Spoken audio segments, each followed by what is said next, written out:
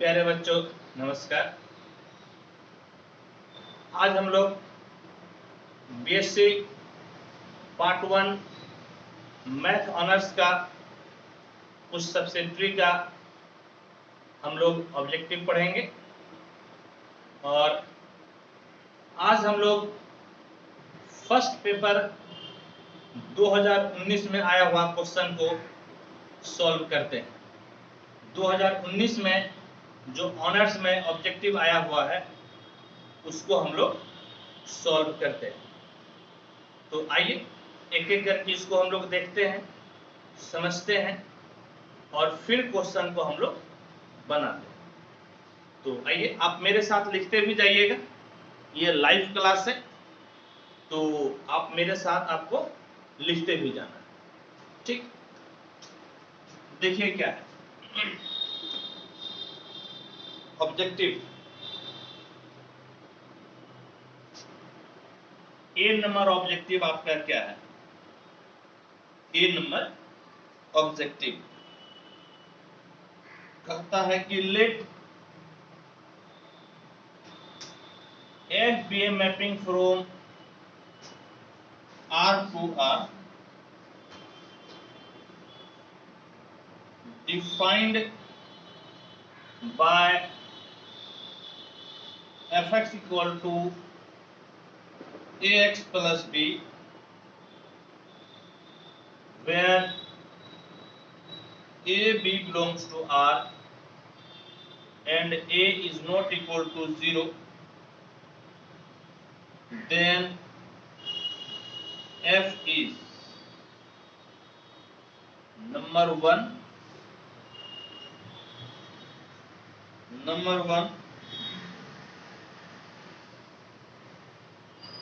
invertible, number 2 not invertible, number 3 constant, number 4 none of this, number 4 none of this. और इस question को हम लोग सॉल्व करते हैं।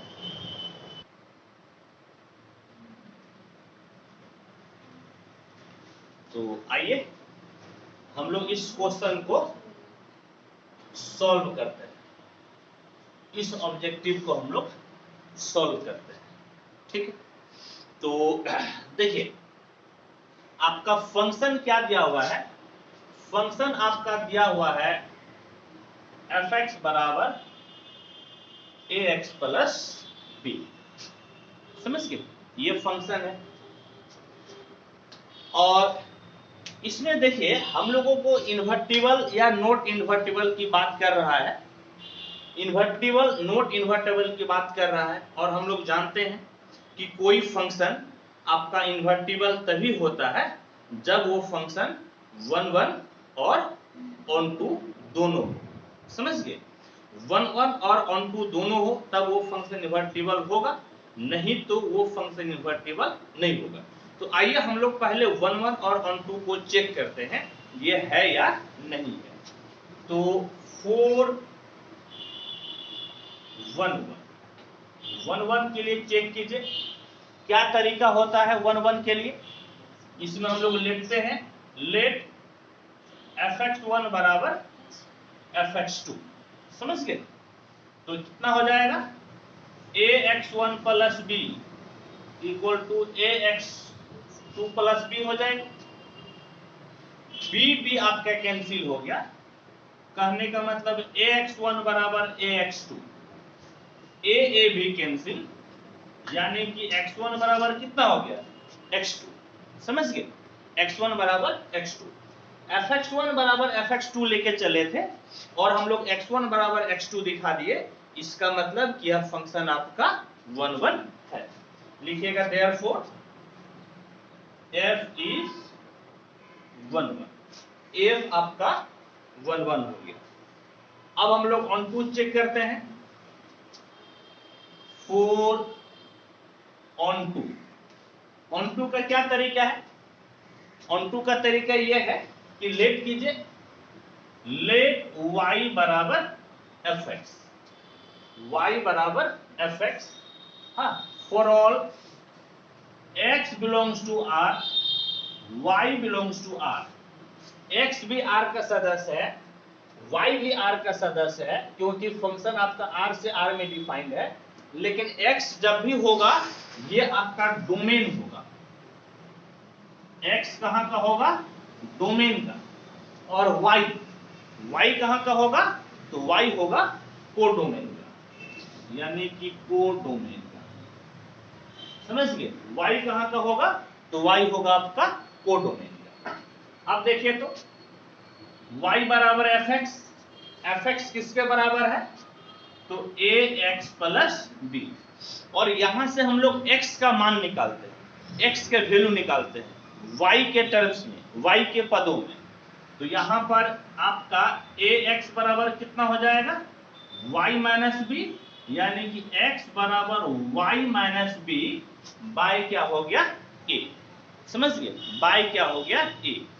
और देखिए यहां पर यदि a 0 हो जाएगा तब समस्या है, क्योंकि जैसे बटे में 0 होगा ये आपका अनडिफाइंड हो जाएगा, और इसीलिए इस क्वेश्चन में पहले ही मेंशन कर दिया है कि a आपका 0 के बराबर नहीं है।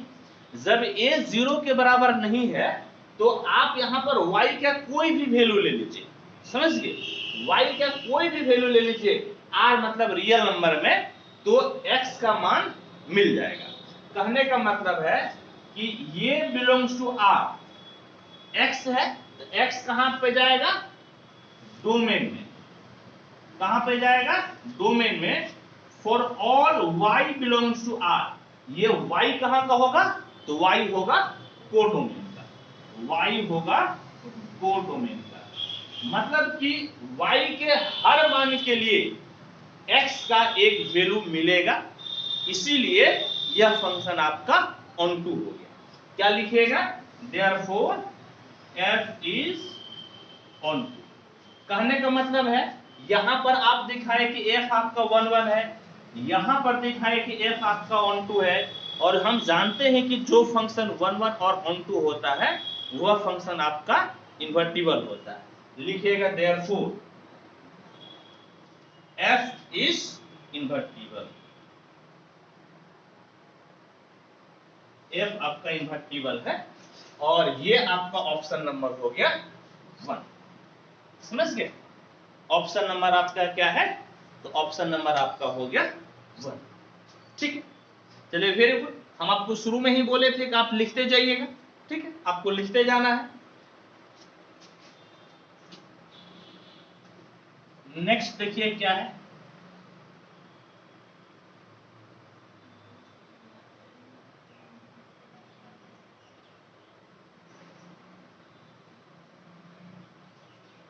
यदि नहीं उतार पाए तो फटाफट आप नोट कीजिए।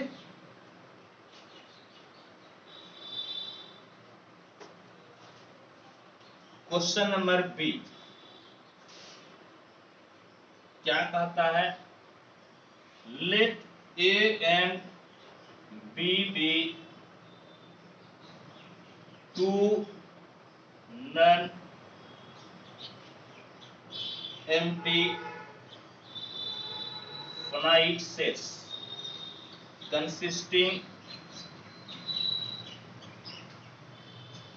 consisting of m and n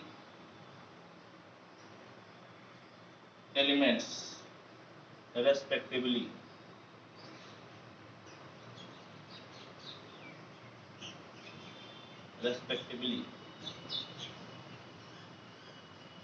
Then total number of relations from A to B is, option है नंबर 1 2 पे power mn, number 2 m plus n, number 3 2 पे power m plus n, number 4 none of this. Number 4 है none of this. ठीक, और इस question को हम लोग सॉल्व करते हैं। आप थोड़ा दिमाग लगाइए और बताइए कि कैसे बनेगा।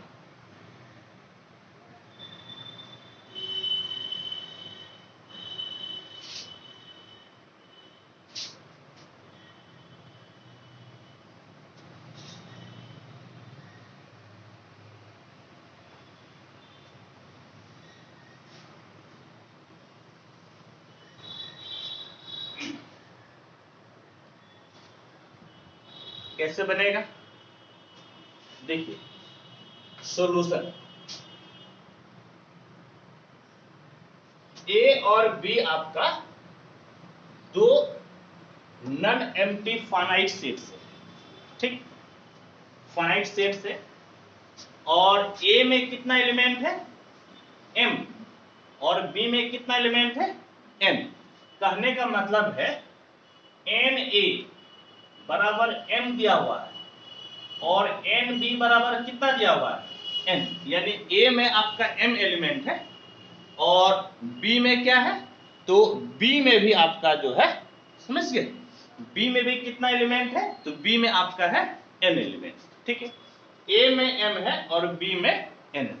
तो एक बात बताइए कि a क्रॉस b में कितना एलिमेंट होगा, a क्रॉस b में, a क्रॉस b यानी कि कितना हो जाएगा na इंटू n, कहने का मतलब है m इंटू n, यानी कि आपका a क्रॉस b में कितना एलिमेंट हो जाएगा m, समझ गए, कितना आपका हो जाएगा, तो आपका हो जाएगा mn एलिमेंट। ठीक, और पूछ क्या रहा है, पूछ रहा है total number of relations from a to b। तो टोटल नंबर ऑफ रिलेशन क्या हो जाएगा, therefore total number of relations from a to b, 2 पे पावर कितना हो जाएगा, 2 पे power n a cross b, यानी कि 2 पे power n a cross b में कितना सदस्य है mn, यानी कि 2 पे पावर m। तो आपका कौन सा ऑप्शन होगा सही, ऑप्शन नंबर आपका 1, समझ गए, ऑप्शन नंबर आपका 1 सही होगा। ठीक, आप फटाफट नोट करते जाइए, जब मैं लिखूं आपको लिखना है और जब मैं आपको बोलूं कि समझिए तो आपको समझना है।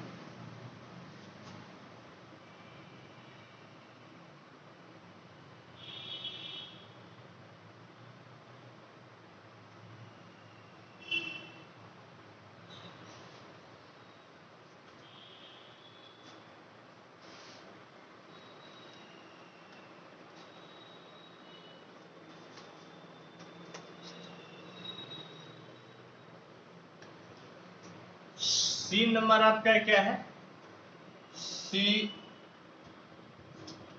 when there is just one change of sign in fx, then the equation fx equal to 0 has number 1 note the root, number 2 only one root, number 3 n roots, number 4 none of this। ठीक है, none of this याद कीजिए, इसको पढ़िए और समझिए कि ये किसका क्वेश्चन है। सबसे पहले तो आपको ये पकड़ना जरूरी है कि ये किस बुक का क्वेश्चन है। यदि बुक आपको नाम याद आए तो आप समझिए, याद कीजिए कि किस चैप्टर का है, कौन सा रूल इसमें लगेगा। हाँ, बहुत आसान है ये आपका है थ्योरी ऑफ इक्वेशन का। नहीं, ये क्वेश्चन किसका है? थ्योरी ऑफ इक्वेशन का। और थ्योरी ऑफ इक्वेशन में हम लोग डिस्कार्ड्स रूल पढ़े थे। थ्योरी ऑफ इक्वेशन में क्या पढ़े थे? डिस्कार्ड्स रूल। और डिस्कार्ड्स रूल आपका कहता है, डिस्कार्ड्स रूल क्या कहता है कि जितना number of changes of sine होगा उतना ही आपको रूट्स मिलेगा। समझ गए? उतना ही आपको क्या मिलेगा? रूट्स। तो यहां पर क्या कहता है, कितना चेंज हो रहा है साइन में? वन चेंज हो रहा है। समझ गए? कितना चेंज हो रहा है? वन। तो आपको कितना रूट मिलेगा? ओनली वन रूट मिलेगा। समझ गए? कितना रूट मिलेगा? तो सिर्फ और सिर्फ आपको एक रूट मिलेगा, यानी कि ऑप्शन आपका क्या हो जाएगा? Option number 2, only one. समझ गए? ऑप्शन नंबर 2 यानी कि ओनली वन। ठीक है, नेक्स्ट क्वेश्चन देखिए, आप लिखिए इसको। डी नंबर क्या कहता है? D inverse of minus I in the multiplicative group I, पहले 1 है, 1 minus 1 I minus I is number 1 1, number 2 minus 1, number 3 I, number 4 minus I। और इसको हम लोग क्या करेंगे? तो इसको हम लोगों को करना है सॉल्व। समझ गए? इसको हम लोगों को करना है सॉल्व। ठीक, तो यहां पे मल्टीप्लिकेटिव इनवर्स पूछ रहा है। मल्टीप्लिकेटिव इनवर्स किसका पूछ रहा है? तो माइनस आई का। तो इनवर्स निकालने के लिए सबसे पहले आपको आइडेंटिटी जानना जरूरी है। इनवर्स निकालने के लिए पहले आइडेंटिटी जानना जरूरी है। तो यहां पर आइडेंटिटी ई बराबर, ये जो आपका है फोर्थ रूट ऑफ यूनिटी, ये क्या है? Fourth root of unity. और इसका जो आइडेंटिटी होता है वो आपका क्या होता है? 1। समझ गए? आइडेंटिटी क्या होता है? तो आइडेंटिटी आपका होता है 1। तो बाय डेफिनेशन हम लोग इनवर्स का क्या जानते हैं? इनवर्स का डेफिनेशन जानते हैं कि जिसका इनवर्स पूछ रहा है, जैसे माइनस आई, आप मान लीजिए क्या, मान लीजिए कि इसका इनवर्स, हाँ, इसका इनवर्स आपका क्या है? x। माइनस आई का इनवर्स क्या है? x है। तो कोई एलिमेंट और उसके इनवर्स को मल्टीप्लाई कीजिएगा तो आपको आइडेंटिटी मिलेगा। समझ गए? कोई एलिमेंट और उसके इनवर्स को मल्टीप्लाई कीजिएगा तो क्या मिलेगा? आइडेंटिटी, यानी कि 1। यहां पर लिख दीजिएगा, where x is inverse of minus I. आप देखिए तो यहां से x बराबर कितना हो गया? 1 बाय माइनस आई। तो 1 बाय माइनस आई, ऊपर और नीचे आप i से मल्टीप्लाई कर दीजिए। ठीक, तो ऊपर तो आपका i हो गया, नीचे i इंटू आई कितना? आई स्क्वायर का मतलब -1, माइनस इंटू माइनस +1। कहने का मतलब कितना मिल गया? i। यानी कि आपका x बराबर क्या हो गया? तो x बराबर i। और x क्या था? x था आपका माइनस i का इनवर्स, यानी कि मल्टीप्लिकेटिव इनवर्स। तो मल्टीप्लिकेटिव इनवर्स आपका i मिल गया। तो ऑप्शन नंबर कौन सा हो गया? ऑप्शन नंबर आपका हो गया 3। समझ गए? ऑप्शन नंबर आपका हो गया 3। चलिए इसको नोट कीजिए आप।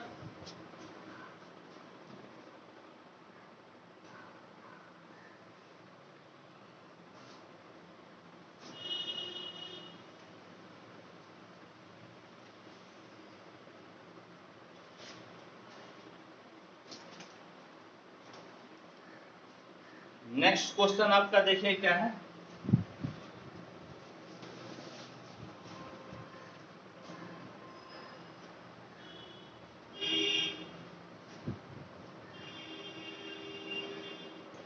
Question number E, if f equal to 1 2 3, ये परमुटेशन ग्रुप है, ये परमुटेशन ग्रुप है, समझ गए? g इक्वल टू है 1 2 3 2 3 1, be two permutations, be two permutations of degree 3,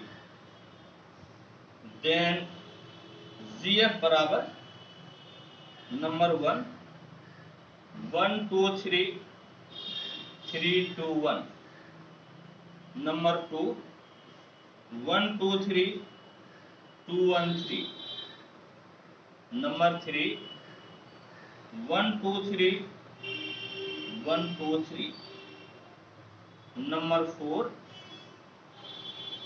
none of this, number 4 आपका हो गया नन ऑफ दिस। ठीक, इसको हम लोग सॉल्व करते हैं।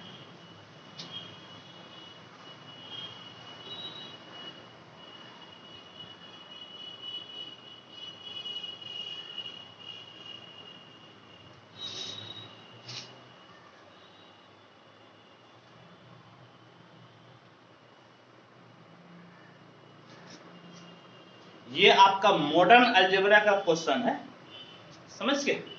ये आपका मॉडर्न अलजेब्रा का क्वेश्चन है, परमुटेशन ग्रुप। आइए पहले हम लोग इसको सॉल्व करते हैं। सॉल्यूशन, जी आपका f दिया हुआ है, g दिया हुआ है और ऑर्डर है 3, gf पूछ रहा है, gf। तो देखिए gf कैसे निकलेगा, पहले g लिख दीजिए, g 1 2 3 2 3 1, f आपका है 1 2 3 और 1 3 2, समझ गए? तो देखिए जीएफ आपका कैसे निकलता है, जीएफ ध्यान से देखिएगा, जीएफ कैसे मिलेगा ध्यान से देखिएगा। 1 का 2, समझ गए? 1 का 2 और 2 का 3, यानी कि फाइनली 1 का क्या हो गया 3 हो गया। कैसे रिलेशन होता है ध्यान से देखिए, 1 का 2 2 का 3, 1 का रिलेशन 3, फिर 2 का देखिए 2 का 3 3 का 2, तो 2 का फाइनली कितना मिल गया 2 मिल गया, समझ गए? 2 का 3 3 का 2, यानी कि 2 का 2 मिल गया। अब 3 देखिए 3 का 1 1 का 1, यानी कि फाइनली जो है 3 का क्या मिला, तो 3 का संबंध 3 का रिलेशन आपका मिल गया 1, यानी कि 1 3 2 2 3 1 1 3 2 2 3 1, आपका ऑप्शन नंबर हो गया 1, समझे? ऑप्शन नंबर क्या हो गया, ऑप्शन नंबर आपका हो गया 1। ठीक, चलिए फटाफट नोट कीजिए आप।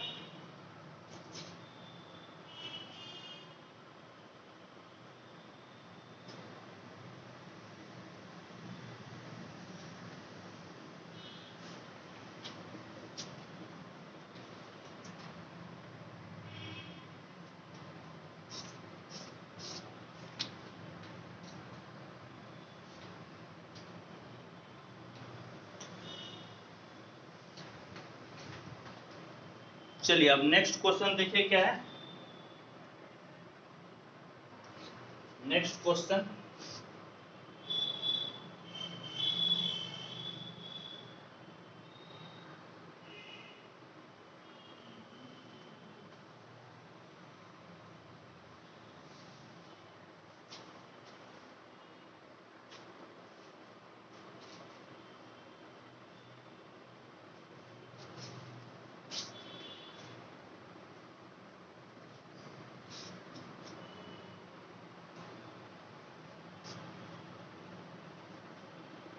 F number.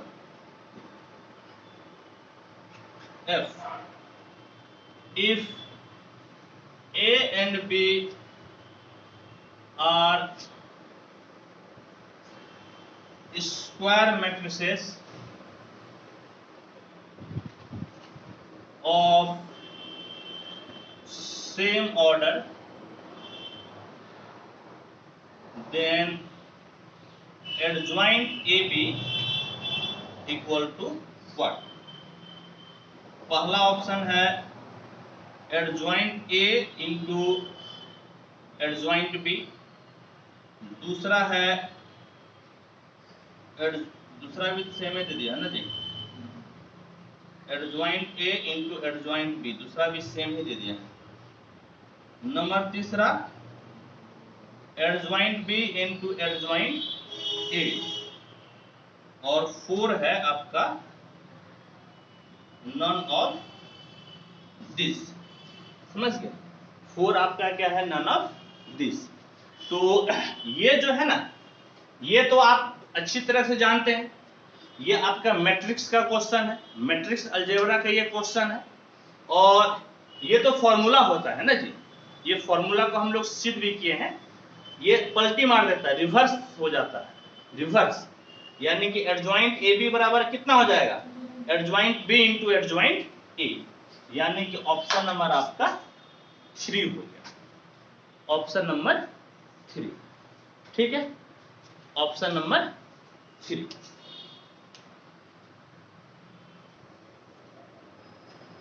अब देखिए क्वेश्चन नंबर आपका हो गया अब जी नंबर।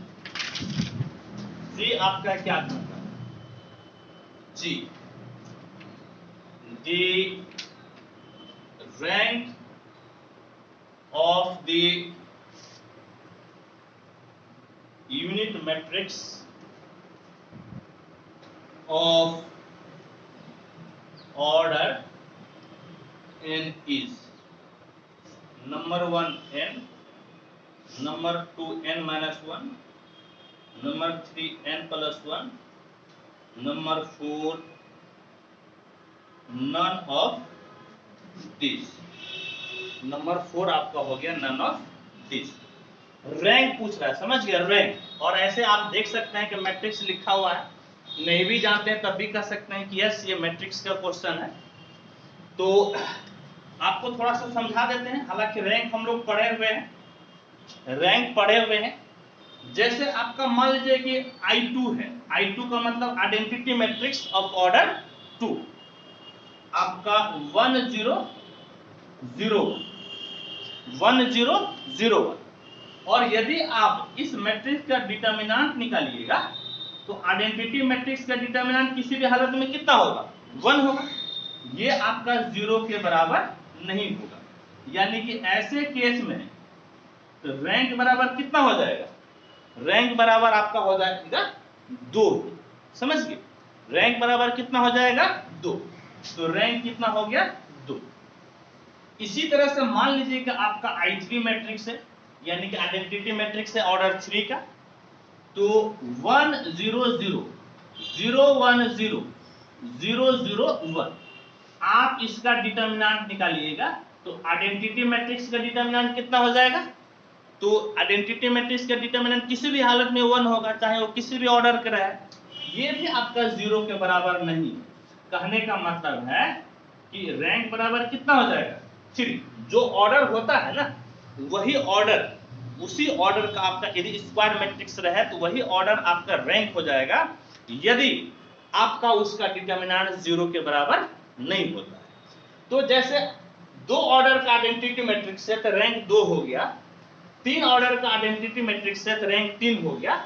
इसी तरह से यदि n ऑर्डर का आइडेंटिटी मैट्रिक्स रहेगा, n ऑर्डर का आइडेंटिटी मैट्रिक्स रहेगा तो इसका रैंक कितना हो जाएगा? रैंक हो जाएगा n। रैंक क्या हो जाएगा? n, यानी कि ऑप्शन नंबर 1 आपका सही। समझ गए? ऑप्शन नंबर 1 आपका सही। चलिए नोट कीजिए इसको आप।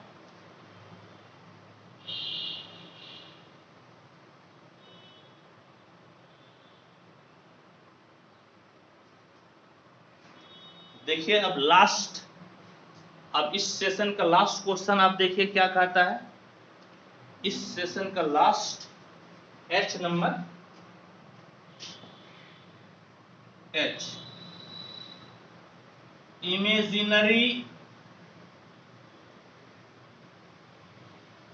पार्ट्स ऑफ e पे पावर 5 प्लस पाई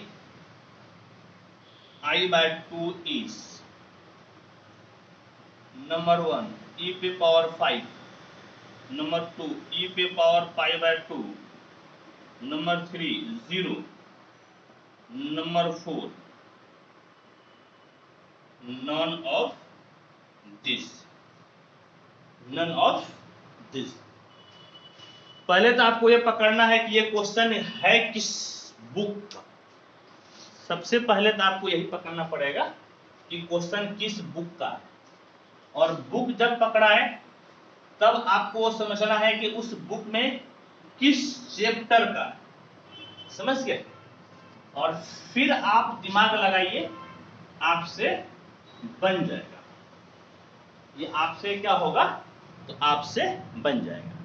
जैसे देखिए ये जो है ना, ये आपका ट्रिगोनोमेट्री का है, ट्रिगोनोमेट्री, और ट्रिगोनोमेट्री में जो फर्स्ट आपका आता है चैप्टर डिमोवर्स थ्योरम, ये उसी का है क्वेश्चन, डिमोवर्स थ्योरम का क्वेश्चन है। तो सॉल्यूशन आपका क्या हो गया, e पे पावर 5 प्लस पाई I/2, ठीक। इसको आप कैसे लिख सकते हैं, e पे पावर 5 इंटू e पे पावर पाई I/2, इस प्रकार से इसको आप लिख सकते हैं, समझ गए। और एक क्या होता है, एक हम लोग फॉर्मूला जानते हैं कि e पे पावर I थीटा बराबर होता है cos theta plus I sine theta, ये हम लोग पढ़े हुए हैं। e पे पावर I थीटा बराबर cos theta plus I sine theta, तो e पे पावर 5 और ये कितना हो जाएगा, cos थीटा के जगह पे π/2, तो cos π/2 प्लस I साइन π/2, यानी कि e पे power 5 cos π/2, cos 90 degree 0 plus I sine 90 degree कितना होता है, तो साइन 90 डिग्री 1, यानी कि आपका हो गया I इंटू ई पे पावर 5, I इंटू ई पे पावर 5। और आपसे क्या पूछ रहा है, तो इमेजिनरी पार्ट, यहां पर रियल पार्ट जो है ना, इसको आप ऐसे भी लिख सकते हैं 0 प्लस ई पे पावर 5 इंटू I, ऐसे भी लिख सकते हैं। जहां पर ये 0 क्या कहलाएगा, रियल पार्ट, 0 क्या कहलाएगा, रियल पार्ट, और e पे पावर 5 क्या कहलाएगा, इमेजिनरी पार्ट, समझ गए। e पे पावर 5 क्या कहलाएगा, इमेजिनरी पार्ट। तो यहां पर इमेजिनरी पार्ट पूछ रहा था ना, इमेजिनरी पार्ट e पे पावर 5 हो गया, कहने का मतलब ऑप्शन नंबर आपका 1, समझ गए, ऑप्शन नंबर आपका हो गया 1। तो इस प्रकार से प्यारे बच्चों, आज मैं 2019 में जो भागलपुर यूनिवर्सिटी में math honours part 1 paper first का जो ऑब्जेक्टिव था, 8 ऑब्जेक्टिव पूछता है, 8 आपको बनाना होता है। एक ऑब्जेक्टिव आपका 2.5 नंबर का आता है, 2.5 मार्क्स का, यानी कि 8 ऑब्जेक्टिव मिलकर आपका 20 नंबर का हो जाता है। उसमें से मैं 8 ऑब्जेक्टिव बताया, ठीक है। तो इसी प्रकार से मैं कई सारे वर्षों का, जो विगत वर्षों में जो आपके भागलपुर यूनिवर्सिटी में जो क्वेश्चन आया हुआ है ऑब्जेक्टिव का, मैं एक एक करके सॉल्व करूंगा, ठीक है। तो आप तब तक एंजॉय कीजिए, थैंक यू।